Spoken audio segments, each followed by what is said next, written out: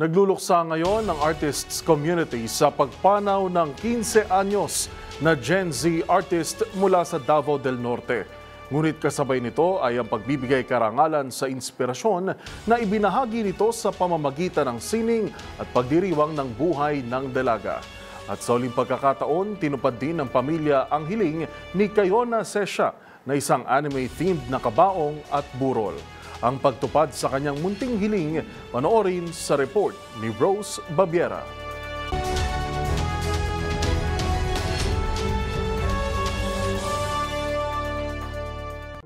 Mahigit ilang buwan na ang nakakalipas nang tuluyang magpaalam ang pamilya ng namayapang Gen Z artist mula sa Davao del Norte matapos itong pumanaw sa murang edad na 15 anyos. Naging mahirap ang pagharap ng pamilya ni Kayona Sesha sa pagpanaw ng dalaga. Ngunit hindi naging hadlang ang kanilang kalungkutan upang ialay ang huli nitong mga araw na nakahimlay sa kabaong para siya ay mapasaya. Tinupad kasi ng kanyang mga kamag-anak ang isang hiling na sambit ng bata noong 13 anyos pa lamang ito, na kapag siya ay nawala, ay nais nitong anime ang paksa ng tema ng kanyang burol.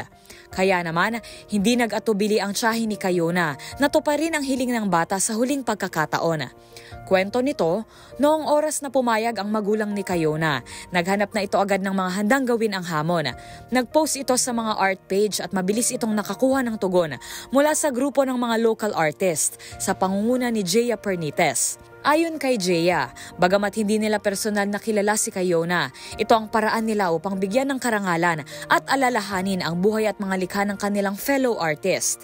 Ang resulta, kabaong na puno ng mga imahe ng paboritong anime characters ni Kayona, mula sa mga series na Death Note, One Piece, Demon Slayer, Jujutsu Kaisen, Naruto at Hunter x Hunter.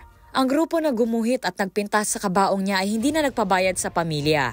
Kwento ng tiyahin ng dalaga, nais niya raw bigyan ng komisyon ng mga ito sa kanilang likha, na tiyak niya ay nagustuhan ng kanyang pamangkin. Ngunit, nagpumilit ang grupo ng mga young artist na nais nilang ibigay ito ng libre, bilang huling akto ng pag-alala sa isa sa mga paborito nitong gawin. Lubos na nagpasalamat naman ang pamilya ni Kayona sa mga local artist na ito, at sinabing kung nabubuhay pa ang anak, ay tiyak na ikagagalak nito na nagsama-sama ang mga artist na ito para lumikha. Bata pa lamang kasi si Kayona nang mahilig ito sa sining sa kanilang pamilya. At sa paglikha nito, nakuha niya ang inspirasyon sa paglikha sa panonood ng anime.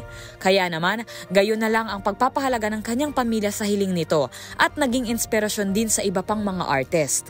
Para sa DZRH TV, ito si Rose Babiera. Una sa Pilipinas, una sa Pilipino.